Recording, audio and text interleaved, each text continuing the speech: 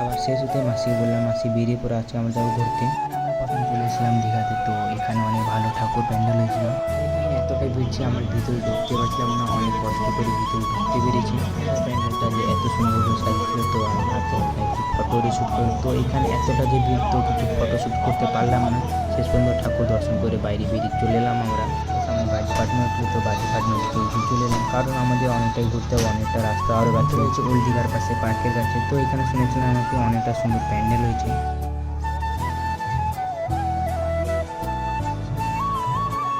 আমরা এখন পৌঁছে গেছি মন্দিরের পাশে, তো এখানে আমার দাদা কিছু বৌদি ফটো তুলে দিচ্ছিল, একা ভিতরে চলে এলাম। তো এখানকার প্যান্ডেলটা অনেকটাই সুন্দর লাগছিল, কারণ এখানে কাগজ কাগজ দিয়ে কী সব বানিয়েছিল। তো এখানকার প্যান্ডেলটা আমাকে অনেকটাই ভালো লেগেছিলো।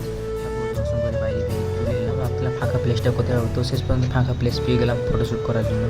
ফটো শ্যুট করলাম, তো শেষ পর্যন্ত একটা দাদার বৌদি একটা ফটোশ্যুট করলো। এখানে অনেকক্ষণ ধরে ফটো শ্যুট করার পরে সামনে এগিয়ে চলে এলাম, কারণ এখানে অনেকটাই প্যান্ডেল বাকি হচ্ছে আরও ধরে। বর্তমানে আর একটা প্যান্ডেলের কথা, তো এখানকার প্যান্ডেলটা আমি কিসের তো বুঝতেই পারলাম না। সেখানে বাইক দিয়ে তুলে এলাম, কারণ আমাদেরকে নিউ দীঘাটা দিতে হবে। সেখানে শুনেছিলাম নাকি আরও সুন্দর করে প্যান্ডেল হয়েছে। তো আমরা এখন চলে এসেছি ওল্ড দীঘার কাছে। তো এখানকার প্যান্ডেলটা দেখতেই পাচ্ছি কত সুন্দর হয়েছে সাজানো। আমার এখানকার সবথেকে প্যান্ডেলটাই ভালো লেগেছিলো, কারণ এখানকার থিমটা কিসের উপর দিয়ে বানিয়েছে আমি নিজেই বুঝতে পারিনি। তো অনেকটাই ভালো লাগলো প্যান্ডেলটা এখানকার। প্যান্ডেলের ভেতরটা দেখতে একটা অসাধারণভাবে সাজিয়েছে। তো আমি এখানে দাঁড়িয়ে আছি, কিছু ফটো শ্যুট করলাম, তারপরে একটু বাইরে বেরিয়ে।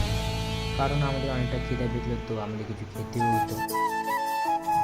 আর আমরা চলে এসেছিলাম এখন পাপড়ি চাট দোকানে। তো পাপড়ি চাট খাওয়ার জন্য চলে এসেছিলাম এখানে আমরা। তো আমাদের পাপড়ি চাটটা রেডি হয়ে চলে এসেছিলো, তো দাদা আমাকে দিয়ে বলছে পাপড়ি চাট নিয়ে পাপড়ি চাটটা। তো আমি বললাম না, দাদাকে আগে দিয়ে দাদা খাই বলছিল। পাপড়ি চাটটা রেডি হচ্ছিলো, তো এখানকার পাপড়ি চাটটা তো অনেক সুন্দর হচ্ছিলো।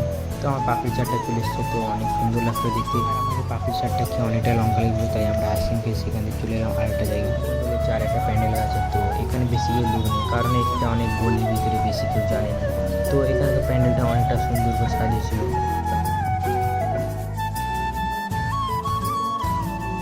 আমরা চলে এসেছিলাম শেষ প্যান্ডেলের কাছে, তো এখানকার প্যান্ডেলটা ছিল আরও অসাধারণ। আর আমরা এখন চলে এসেছি সেই প্যান্ডেল কাছে, যে প্যান্ডেলটা এত সুন্দর করে সাজানো যদি তোমাদের কিছু বলাই নেই। আর এখানকার প্যান্ডেলটা দেখতেই পাচ্ছি, শুধু খেলনা পাখা এইসব যে ডেকোরেশন অনেকটাই ভালো লাগছে, তো অসাধারণ করে সাজানো হয়েছে। তো এখানকার প্যান্ডেলটা দেখে পুরো ওয়াও, আমি কিছু বলতেই পারবো না। তো এখানকার প্যান্ডেলটা আমাকে খুবই ভালো লেগেছে। তো এখানকার ঠাকুর প্যান্ডেল তো আর হাতের কাজ অনেকটাই সুন্দর লেগেছে আমার। অনেক রাত হয়ে গেছে, আমাকে বাড়ি ফিরতে হবে। তো আজকের ব্লগটা এই অবধি থাকলো, যদি ভালো লেগে থাকে প্লিজ লাইক অ্যান্ড চ্যানেলটি সাবস্ক্রাইব করে দেবেন।